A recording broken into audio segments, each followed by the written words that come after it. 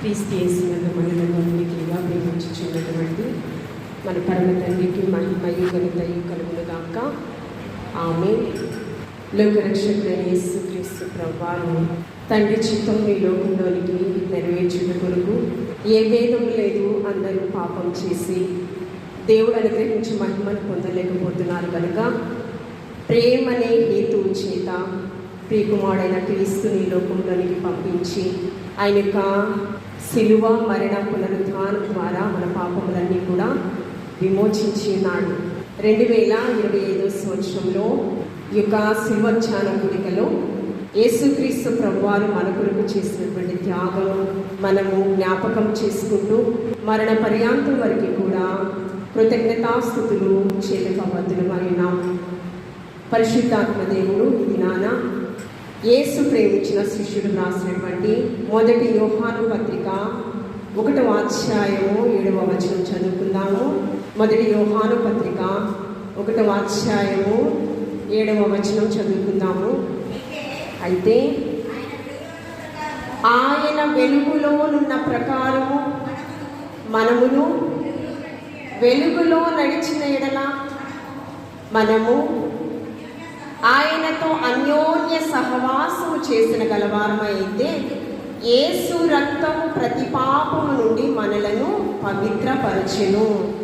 యేసు రక్తము ప్రతి పాపము నుండి మనలను పవిత్రపరచెను. వెలుగై ఉన్న దేవాది దేవుడు వెలుగు సంబంధులుగా మనల్ని మార్చుటకు ఆయన పరిశుద్ధ రక్తము వెల చెల్లించడము జరిగింది. చిన్న ప్రార్థన చేసుకుని వాక్యాన్ని ధ్యానం చేసుకుందాము. ప్రేమానమ్మకం కలిగిన మా కన్న తండ్రి, స్తుతులకు పాత్రుడా, స్తోత్రాహుడా, మా గొప్ప దేవానికి వందనాలు. వాక్యమై ఉన్న దేవా, నాతో మాతో సూటిగా మీరు మాట్లాడండి. వాక్యానుసారమైన జీవితము మేమందరం కూడా జీవిస్తూ నీ రాకడ కొరకు సిద్ధపడే వరుసలో, నీ రాజ్య స్థాపన కొరకు ప్రయాసపడే వరుసలో మమ్మల్ని అందరినీ మీరు ఆయత్తపరచమని క్రీస్తు పరిశుద్ధ నామంలో అడిగి వేడుకుని ప్రార్థించుచున్నాము తండ్రి. ఆమేన్. మనము యేసుక్రీస్తు ప్రభువారి అడుగు జాడలలో ఆయనతో అన్యోన్య సహవాసము గలరమ ఈ లోకంలో జీవించినట్లయితే తప్పక మనమందరము కూడా పాపిని కరుణించి ఆయన ఉచితమైన కృప వలన మనలందరినీ కూడా పరిశుద్ధినిగా పవిత్రునిగా మార్చడానికి ఆయన సిద్ధముగా ఉన్నాడు. ప్రతి పాపము నుండి మనలను పవిత్రపరిచి ఒక పాపము గురించి పరిశుద్ధాత్మ దేవుడు మనతో మాట్లాడుచు ఉన్నాడు. మహాజ్ఞానవంతుడు జ్ఞాని అయినటువంటి సలోమాను గారి సామెతల గ్రంథంలో సామెతల గ్రంథము 6వ అధ్యాయము యెహోవాకు అసహ్యకరమైనటువంటి 7 పాపములు ఉన్నాయంట. యెహోవాకు అసహ్యకరమైనటువంటి 7 పాపములు ఉన్నాయంట. వాటిలో ఒక పాపము గురించి విడిచిపెట్టాలని, అతిక్రమమును దాచిపెట్టువాడు వర్తిల్లడు, వాటిని ఒప్పుకొని విడిచిపెట్టువాడు దేవాతి దేవుని యొక్క కృప కనికరము పొందుతారు. కనుక చూడండి 6వ అధ్యాయము 16, 17 వచనాలు. యెహోవాకు అసహ్యములైనవి 6 గలవు, 7 ఆయనకు హేయములు. అవేమనగా అహంకార దృష్టియు, చాలండి, అహంకార దృష్టి లేని కలవారుగా మనమందరం ఉండాలని పరిశుద్ధాత్మ దేవుడు ఇది నాన్న మాట్లాడుచు ఉన్నాడు. అహంకారం ఎందుకు వస్తుందండి? అహంకారము నాశనానికి ముందు గర్వం వస్తుందంట. గర్విష్ఠులు యెహోవాకు హేయులు. దేని బట్టో మనం అతిశయం చెందితేనే మనలో అహంకారం అనేది చోటు చేసుకుంటుంది. మనకు వచ్చేటటువంటి జ్ఞానాన్ని బట్టి కావచ్చు, సిరి సంపదలు కావచ్చు, అందాన్ని బట్టి కావచ్చు, భోగ భాగ్యములను బట్టి కావచ్చు, ఇహపరమైన ఆశీర్వాదాలను బట్టి ఏదైనా కావచ్చు, వాటన్నిటి బట్టి అహంకారము అతిశయించకుండా ఈ లోకంలో మనము జీవించాలని పరిశుద్ధాత్మ దేవుడు మనతో మాట్లాడుచు ఉన్నాడు. పర్యాయ పదాలు అహంకారము కావచ్చు, అతిశయము కావచ్చు, ఇవన్నీ కూడా నాశనానికి ముందుగా వస్తూ ఉంటాయి. అవి మనము ఒప్పుకుని విడిచిపెట్టాలని పరిశుద్ధాత్మ దేవుడు ఇది నాన్న మనతో మాట్లాడుచు ఉన్నాడు. ఒక రాజు అంతటి వాడే ఈ రాజ్యాధికారాన్ని బట్టి గర్వించినట్లయితే దేవుని యొక్క కనుదృష్టి నుంచి ఏ విధంగా తప్పించబడ్డాడు, రాజుగా ఉండేటటువంటి ఆధిక్యతను ఏ విధంగా కోల్పోయాడు అనే దాని గురించి మనం చూసినట్లయితే, దానియేలు గ్రంథము యేసు క్రీస్తు ప్రభువారి యొక్క రెండవ రాకడకు సాదృశ్యంగా ఉంది. దానియేలును బట్టి నా ప్రియ కుమారుడు అని 7 మార్లు పరిశుద్ధాత్మ దేవుడు దానియేలు గ్రంథంలో సంబోధించాడు. నా ప్రియ కుమారుడు అనే సాక్ష్యం పొందుకోవడం మామూలు విషయం కాదండి. యేసుక్రీస్తు ప్రభువాన్ని బట్టి పరమ తండ్రి, ఈయన నా ప్రియ కుమారుడు, ఈయన యందు నేను ఆనందించుచూ ఉన్నాను. ఆ దానియేలు గ్రంథము రాసింది దానియేలు గారు. ఆ గ్రంథంలో నుంచి పరిశుద్ధాత్మ దేవుడు మనతో మాట్లాడుచూ ఉన్నాడు. అదేమిటంటే, బబులోనీయులను పరిపాలించేటటువంటి నెబుకద్నెజర్ రాజు, బబులోనీయులను పరిపాలించేటటువంటి నెబుకద్నెజర్ రాజు ఆకాశానికి భూమికి నిచ్చెన వంటి ఒక ఉద్యానవనాన్నే ఆయన తయారు చేశాడంట. ఏంటండి? ఆకాశానికి భూమికి నిచ్చెన వంటి ఒక ఉద్యానవనాన్ని ఆయన జ్ఞానం చొప్పున ఏర్పాటు చేయడం జరిగింది. అయితే ఆ ఉద్యానవనాన్ని చూసినప్పుడు అతనిలో చాలా గర్వం వచ్చింది. చూస్తూ ఉన్నప్పుడు అతని పరిపాలన గురించి మనం ఆలోచన చేస్తూ ఉన్నప్పుడు ఒక శాసనము అమలుపరిచాడు నెబుకద్నెజరు. ఆ శాసనాన్ని కూడా ధిక్కరించాడు దానియేలు. అతడు చేసినటువంటి ప్రతిమలకు మాత్రమే నమస్కరించాలి, మరి దేనిని కూడా పూజించకూడదని ఒక శాసనాన్ని అమలుపరిచినప్పుడు ఆ శాసనాన్ని సహితము కూడా ధిక్కరించాడు దానియేలు. రోజుకు 3 కూడా విజ్ఞాపన చేయకుండా పరమ తండ్రికి అతడు జీవించేటటువంటి పరిస్థితి కాదు. అంతేకాకుండా దానియేలు గారి యొక్క స్నేహితులు కూడా షడ్రక్, మేషక్, అబేద్నెగో వీరు కూడా రాజు ఆజ్ఞను ధిక్కరించారు. ఒకరినేమో సింహాల బోనులో వేశారు, సింహాల నోడను సహితము దేవాతి దేవుడు మూసివేసిన పరిస్థితి. ఈ యొక్క స్నేహితులనేమో అగ్నిగుండంలో వేశారు, అగ్నిగుండంలో కూడా వారు సురక్షితంగా, మా దేవుడు మమ్మల్ని రక్షించుటకు సమర్థుడు, ఒకవేళ రక్షించకపోయినా మాకేమి సమస్య లేదని చాలా అలా ధైర్యంగా మాట్లాడినటువంటి వ్యక్తులు, అంటే విశ్వాసపరులని మనం చెప్పొచ్చు. అయితే వారిని బట్టి ఈ యొక్క నెబుకద్నెజరు ఒక మంచి సాక్ష్యం ఇచ్చాడు. ఏమని సాక్ష్యం ఇచ్చాడో చూడండి. దానియేలు గ్రంథము 4వ అధ్యాయం మొదటి నుంచి కొన్ని వచనాలు చదువుకుందాము. రాజు నెబుకద్నెజరు లోకమందంతట నివసించు సకల జనులకును దేశస్థులకును ఆయా భాషలు మాట్లాడు వారికి ఇలాగు సెలవిచ్చుచున్నాడు, మీకు క్షేమాభివృద్ధి కలుగును గాక. మహోన్నతుడగు దేవుడు నా ఎడల చేసిన అద్భుతములను సూచక క్రియలను నీకు తెలియచేయటకు నాకు మనస్సు కలిగెను. ఆయన సూచక క్రియలు ఎంతో బ్రహ్మాండమైనవి, ఆయన అద్భుతములు ఎంతో ఘనమైనవి. ఆయన రాజ్యము శాశ్వత రాజ్యము, ఆయన ఆధిపత్యము తరతరములు నిలుచుచున్నవని ఎవరండి? నెబుకద్నెజరు ఒక మంచి సాక్ష్యం ఇస్తూ ఉన్నాడు. బాగుంది. కానీ ఎప్పుడైతే ఆకాశానికి భూమికి మరి ఒక ఉద్యానవనాన్ని ఆయన నిర్మించాడో దానిని బట్టి అతడు అతిశయించాడు, దాని విధంగా అతిశయించాడు. దానియేలు గ్రంథము 4వ అధ్యాయము 30వ వచనం చదువుకుందామండి. రాజు, బబులోనును ఈ మహావిశాల పట్టణము నా బలాధికారమును నా ప్రభావ ఘనతను కనపరచుటకై నా రాజధాని నగరముగా నేను కట్టించి తిని. ఎలా అనుకున్నాడండి? ఎలా అనుకున్నాడు? నేను ఒక రాజధాని నగరాన్నే కట్టించాను, నేను కట్టించినది కాదా అని తనలో తాను అనుకొనెను. హృదయం యొక్క తలంపులు, మన హృదయంలో తలంపు పుట్టక మునుపే ఆయన ఎరిగిన దేవాతి దేవుడు. రాజధాని నగరములో ఈ యొక్క ఉద్యానవనాన్ని నేను మాత్రమే నిర్మించాననేటువంటి ఒక అతిశయంతో కూడినటువంటి తలంపు తనలో వచ్చిందంట. ఇదే తలంపు ఎవరికి వచ్చిందంటే లూసిఫర్ కూడా వచ్చింది. లూసిఫరు ఈ యొక్క యెషయా గ్రంథంలో మనం చూస్తూ ఉన్నప్పుడు దూతలలో ప్రధాన దూత లూసిఫర్. ఇతను కూడా ఈ యొక్క లూసిఫర్ దేని బట్టి అతిశయించాడంటే యెషయా గ్రంథము 14వ అధ్యాయము 12వ వచనం చదువు.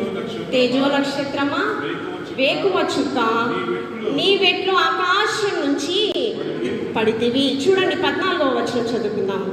మేఘమండలము మీదకెక్కుదును, మహోన్నతునితో నన్ను సమానునిగా చేసుకొందును అని నీవు మనసులో అనుకుంటివి కదా. ఎలాగండి? పరమ తండ్రితో సమానముగా ఆయన మనసులో అనుకున్నాడంట. ఆ హృదయంలో తలంపు ఎప్పుడైతే పుట్టిందో, తేజో నక్షత్రమా, వేకువ చుక్క, నీ వెట్లు ఆకాశం నుంచి పడితివి. తన యొక్క ఆధిక్యతనంతా కూడా లూసిఫర్ కోల్పోవడం జరిగింది. అదేవిధంగా ఇతడు చేసినటువంటి ఉద్యానవనాన్ని బట్టి నేను నిర్మించాననేటువంటి ఆ మాటల్లో అతిశయంతో కూడినటువంటి మాటలు కనిపిస్తున్నాయి. అతిశయంతో కూడినటువంటి మాటలు ఎప్పుడైతే కనిపించినాయో, పరమ తండ్రి చూడండి యెహోవా వాక్కు చూడండి ఏ విధంగా మాట్లాడుతుందో.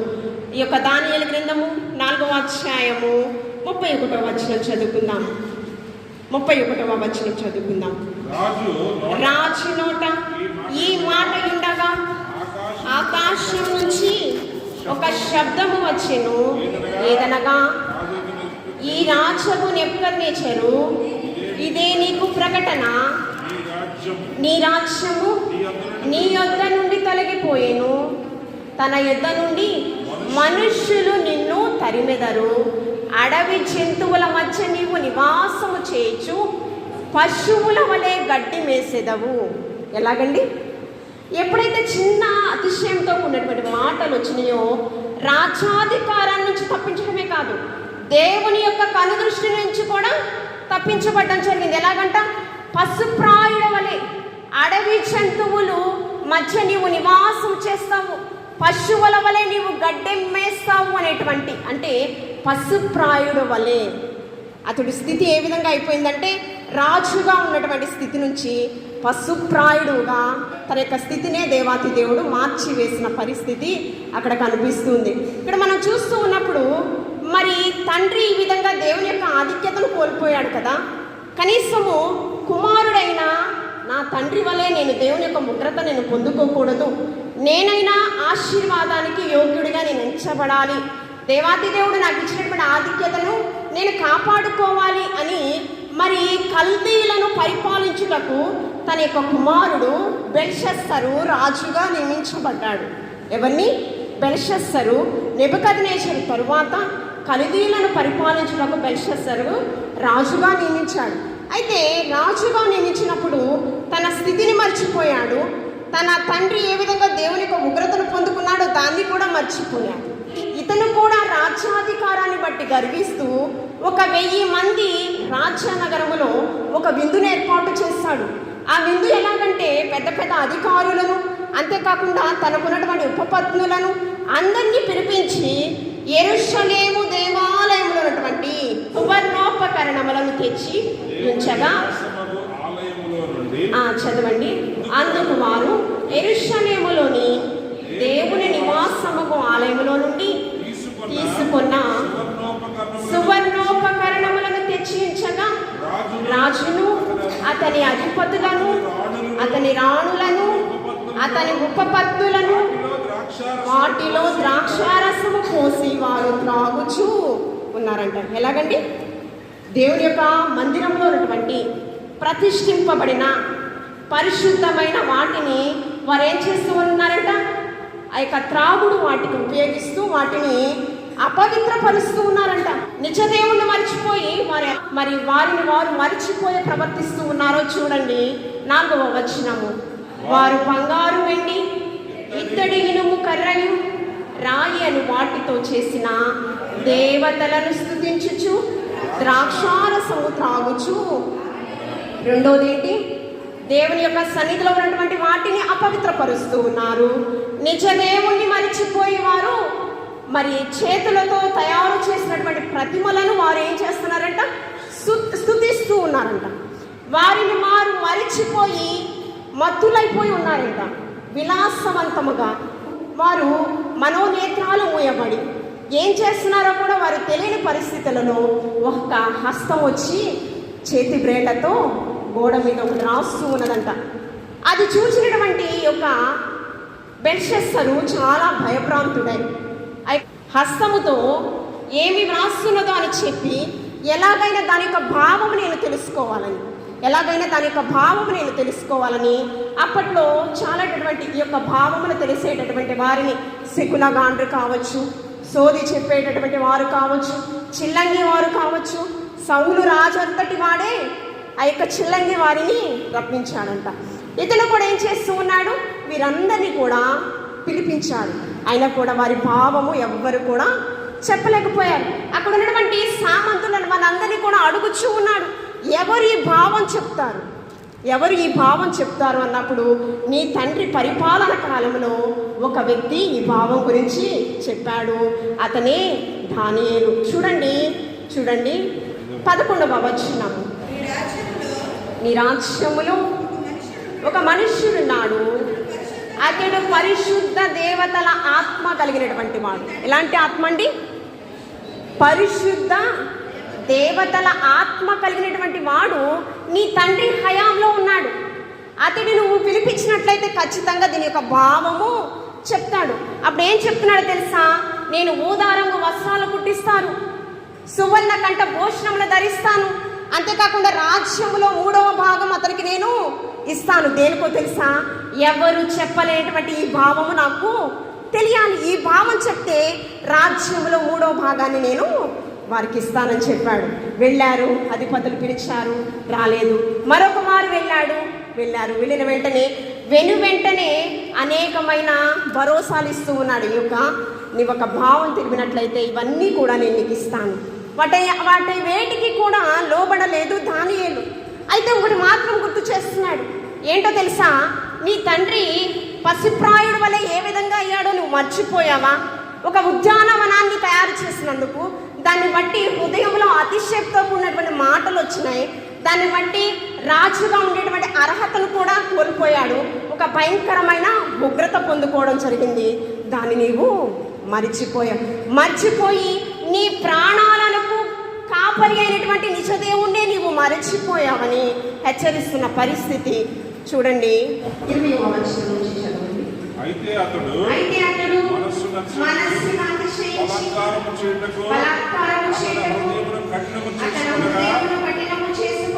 దేవుడు అతని ప్రభుత్వమును అతని యొద్ద నుండి తీసివేసి అతని ఘనతను పోగొట్టెను.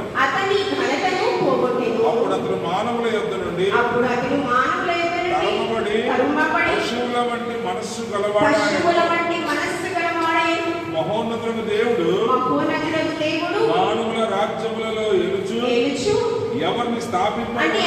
మాట్లాడుతున్నాడంటే తన తండ్రి గురించి మాట్లాడుతున్నాడు. అయితే తన కింద వచ్చిన చదువుతున్నాము, 23వ వచనం చదువుతున్నాము. బెల్షస్సరు అతని కుమారుడు నీవు ఈ సంగతి అంతయు నీ మనస్సును అణుచుకొనగా పరలోకమందున్న ప్రభువు మీద నీవే హెచ్చించుకొంటివి. ఎట్లనగా నీవును నీ అధిపతులను నీ రాణులను నీ ఉపపత్నులను దేవుని ఆలయ సంబంధములలో ద్రాక్షారసము పోసి త్రాగవలెనని వాటిని తెచ్చించుకొని వాటితో త్రాగుచు భయంకరమైన పాపం మీరు చేశారు. 23లో లాస్ట్ భాగం చదవండి. నీ ప్రాణమును నీ సకల మార్గములను ఏ దేవుని వశము ఉన్నవో ఆయనను నీవు ఏంటండి, కాలగతులు జీవ మరణములు ఎవరి ఆధీనంలో ఉన్నాయి? దేవుని ఆధీనంలో ఉన్నాయి. అందుకని మాట్లాడుతున్నాడు, నీ ప్రాణమును నీ సకల మార్గములను ఏ దేవుని వశము ఉన్నవో అవన్నీ కూడా నీవు మరిచిపోయి నిన్ను నీవు కనపరుచుకున్నావు. కాబట్టి ఆ చేతి వ్రాత ఏమని అనగా కింద వచనంలో మెనే టేకెల్ ఉపాసిన్ ఏమండి రాసిన ఆ యొక్క వ్రాత ఏమనగా మెనే టేకెల్ ఉపాసిన్. మెనే అనగా నీ ప్రభుత్వము లెక్క చూచి దానిని ముగించెను. టేకెల్ అనగా నిన్ను త్రాసులో తుయ్యగా చాలా తక్కువగా నీవు కనబడి ఉన్నావు. ఫేరెస్ అనగా నీ రాజ్యము నీ చేతుల్లో నుండి విభాగింపబడి మాదీలకును పారసీలకును ఇవ్వడం అనేది జరిగింది. అంటే చిన్న అతిశయంతో కూడినటువంటి తలంపు వచ్చిన దానికి ఏమైందండి, తన రాజ్యము తన చేతిలో నుంచి తీసివేయడం జరిగింది. అంతేకాకుండా హఠాత్తు మరణం కూడా అతను పొందుకోవడం అనేది జరిగింది. ఎప్పుడైతే ఒక దీని యొక్క భావం నీవు చెప్తే రాజ్యములో 3వ భాగం ఇస్తానని ప్రామిస్ చేశాడు కదా. ఎప్పుడైతే భావం చెప్పాడో ఈ రాజ్యములో 3వ భాగం దానియేలుకి ఇవ్వడం జరిగింది. అయితే దాని తరువాత తన యొక్క మరణం ఏ విధంగా ఉందో కింద వచనం 8వ వచనం కూడా చదువుకున్నాము.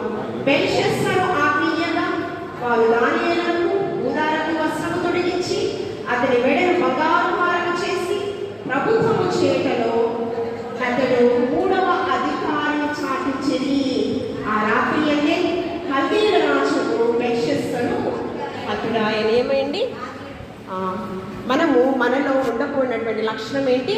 జ్ఞాని అయినటువంటి సలోమాను గారి ద్వారా పరిశుద్ధాత్మ దేవుడు మనతో అహంకార స్వభావం, అతిశయంతో కూడినటువంటి స్వభావము మనలో ఉండకూడదని దేవాతి దేవుడు ఈ దినాన మనలో హెచ్చరిస్తూ ఉన్నాడు. అందుకని 94వ సంకీర్తన 1వ వచనం మనం చూస్తున్నప్పుడు 94వ సంకీర్తన 1వ వచనం, భూలోక న్యాయాధిపతి లెమ్ము, గర్విష్ఠులకు ప్రతిఫలమిమ్ము. ప్రతిఫలం ఏమైంది? హఠాత్ మరణము బెల్షస్సరు పొందుకున్నాడు. నెబుకద్నెజరు పశుప్రాయుడు వలె తన జీవితము కోల్పోయిన పరిస్థితి కనిపిస్తుంది. కాబట్టి మన అహంకారం లేని వారుగా ఈ లోకంలో బ్రతకాలని దేవాతి దేవుడు ఆయన సజీవమైన వాక్కులతో మనతో మాట్లాడుచూ ఉన్నాడు. యాకోబు గారు తన పత్రికలు కూడా యాకోబు పత్రిక 4వ అధ్యాయం 6వ వచనంలో చూడండి. 4వ అధ్యాయం 6వ వచనం, యాకోబు పత్రిక 4వ అధ్యాయం 6వ వచనం, దేవుడు అహంకారులను ఎదిరించి దీనత్వము వినయ విధేయత ఎవరిలో ఉంది? దానియేలులో ఉంది. అందుకని నా ప్రియ కుమారుడని సాక్ష్యం ఇవ్వడమే కాదు, నన్ను గణపరచు వానిని నేను గణపరిచేదను. అందుకని దానియేలు దేవాతి దేవునికి ప్రీతి పాత్రుడుగా ఉన్నాడు కాబట్టి అహంకారులను ఎదిరించి దీనులకు కృప అనుగ్రహించిన. ఆ కృప ఎవరికి వచ్చిందండి? దానియేలు పొందుకోవడము జరిగింది. మనము దీనత్వము గలవారమే, అహంకారానికి దూరంగా ఉంటూ మనము. అందుకని ఎవరైతే అతిక్రమములు, ఈ యొక్క క్రమము లేని జీవితంలో ఏదుందో మనలో దేవాతి దేవునికి ఆయాసకరమైన క్రియగా, దేవాతి దేవునికి మనకి అడ్డుగా ఉందో వాటిని మనం ఒప్పుకుని విడిచిపెట్టినట్టయితే ఖచ్చితంగా దేవుని యొక్క కనికరం మనం పొందుకుంటాము. యేసు రక్తము ప్రతి పాపము నుండి మనలను పవిత్రపరచును. ఎవరితో? వెలుగు సంబంధంగా మనం జీవిస్తూ ఆయనతో అన్యోన్య సహవాసము మనం జీవించాలి. అన్యోన్య సహవాసం మనలో లేకపోతే ఎవరితో వస్తుందండి? దుష్టుల సాంగత్యము మంచి నడవడికను పాడు చేస్తుంది. దుష్టులతో మనం సహవాసం చేయకుండా ఆ యొక్క త్రియేక దేవునితో మనం సహవాసం చేస్తూ అంటుకట్టబడిన జీవితం జీవిస్తూ ఆయాసకరమైన క్రియలన్నీ కూడా ఈ యొక్క శిలువ ధ్యానాలలోనే కాదు, మరణ పర్యాంతం వరకు మనం ఉన్నట్లయితే ఖచ్చితంగా దేవుని యొక్క కృపాసనముకు చేరేటటువంటి గొప్ప భాగ్యాన్ని దేవదేవుడు మనందరికీ దయచేయనుగాక. ఆమె. పరిశుద్ధుడా, ప్రేమమయుడా, నీకు వందనాలు. నీ సజీవమైన వాక్కులతో ప్రభువా మా అందరితో మాట్లాడిన దేవా నీకు వందనాలు. నాలో ఏమైనా అహంకారం ఉంటే దయతో తీసివేయండి. ఇక సంఘముతో నీవు మాట్లాడిన దేవా వందనాలు ప్రభువా. మేమందరము కూడా నలిగిన మనస్సుతో మేము ఉంటూ ప్రభువా పశ్చాత్తాపం మారు మనస్సు కలిగి ప్రభువా నీకు స్తోత్రం, నిజమైన భయభక్తులతో మేము జీవిస్తూ నీకు ఇష్టంగా జీవించు భాగ్యము నీ రాకడ కొరకు సిద్ధపడుచు, నీ రాజ్యస్థాపన కొరకు మమ్మల్ని అందరినీ మీరు ఆయత్తపరచమని క్రీస్తు పరిశుద్ధ నామంలో అడిగి వేడుకుని ప్రార్థించుచున్నాము తండ్రి. ఆమేన్.